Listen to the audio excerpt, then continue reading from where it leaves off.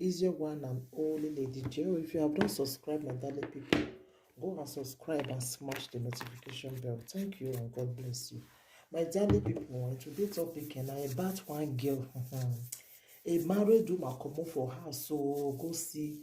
This one they happen for salt and water ministry. A married woman come for house, go see man. The man he be like say he drug am, I don't know what he put for he food. Now the girl now they behave like who he head not correct again. More than listen, my darling people.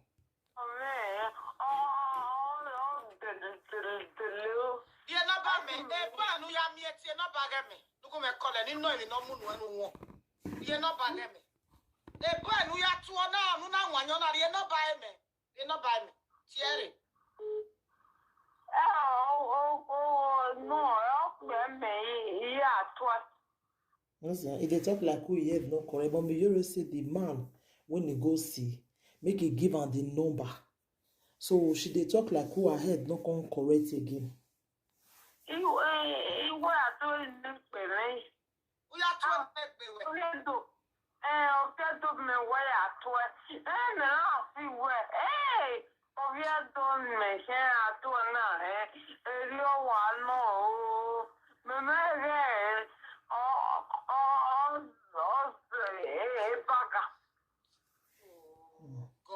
Say no no say the man wey him go see na smoker. Because she they talk like who her head not to correct again like that.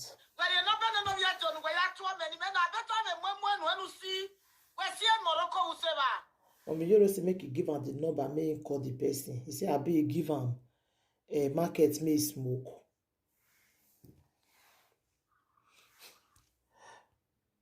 What did they funny me be say person wey mommy Yori they say make you give am number so the person head not correct again. So I want if you search number come out. I been out to call police may go rescue him for where he did.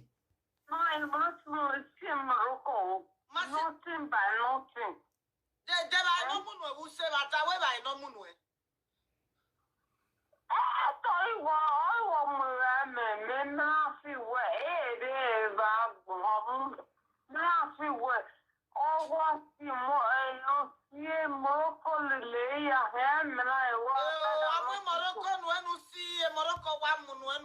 He said don't smoke Morocco, the guy. So now when you say, oh, na Morocco give you, na Morocco give you, you know. This is also Morocco. The number the brother, the number the number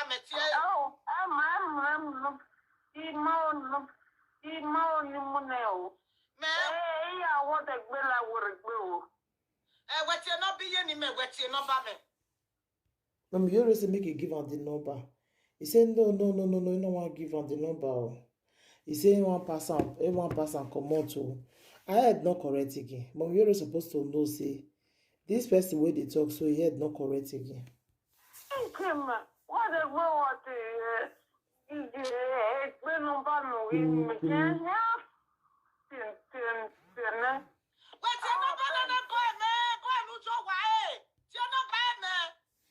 Mommy, you read the chance make you give her number. Person way he head not correct. I want to see number. I want to see search number come out.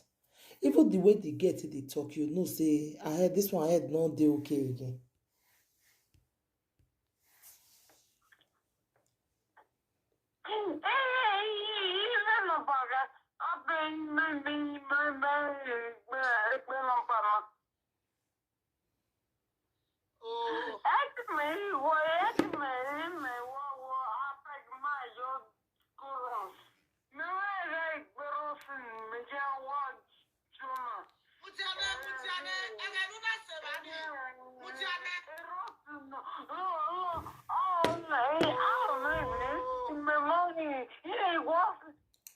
You say the time you reach there, waiting the person do you. The girl they talk like we head not correct. So that girl need help.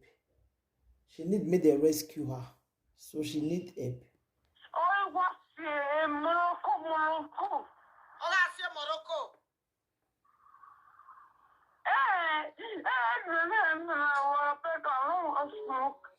He said the man they smoke Morocco.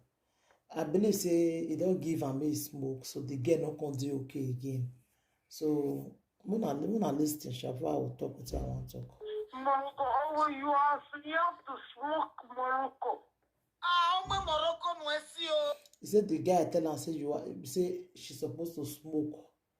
Say smoke good well. Oh, you're not yeah, no bag I got here, mamma. You're not bag. Why worry? Oh, yeah. No bag. No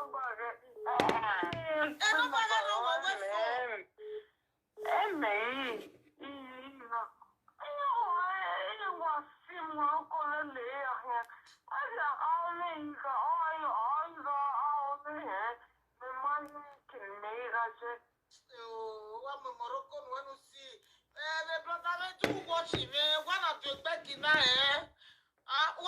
When me hear say give am Morocco may smoke, he say if the guy dey wash am, why he go do this kind thing to this woman?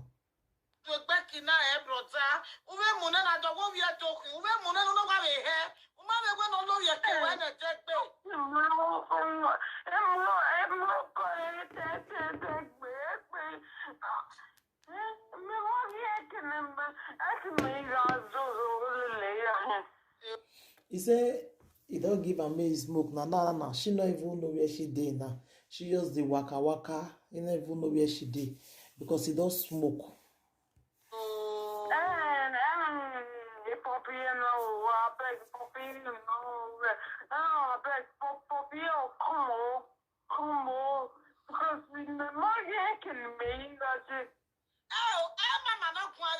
Mama, when you are another 50 years.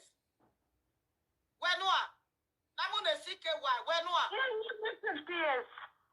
Even 50 years. Una years, Ujay. 25 years. 25? Mommy, you say whether na the mama wake call today. He say no, say 25 years na she dey.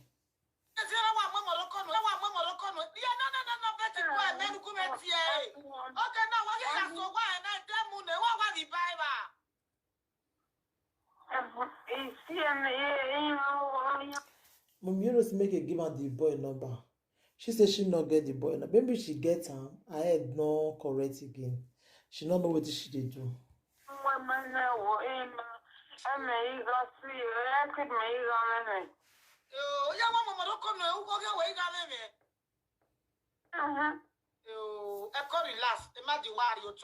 He said they give her Morocco, so she can decrease. Not gonna know what she dey do again. Any shop you run, you're not here cooking. Mommy, you say make you look whether coke dey. Make you just look for coke. Make you drink. The cookie roa. That's if you were in a walking tama. Hello, a cookie river.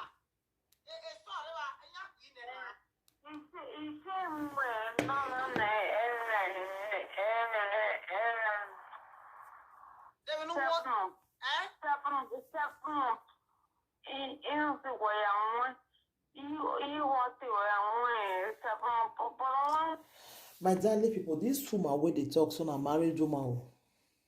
Married woman wey go see another man. Now wow. The life not balanced, cha. The life not really balanced at all, my darling people. Sometimes I dey wonder for some women, sha. Married woman wey go see another guy. Now the guy now go put a market, give am make the smoke or igbo and all for her. Now she dey behave like who her head not correct. So anybody will get any help, we want help this woman, they better go help her, because which day they talk now, so not don't come out. Thank you, my darling people. Take care. Please share the video, let the video go viral, so that 1 or 2 people will learn from it. Thank you.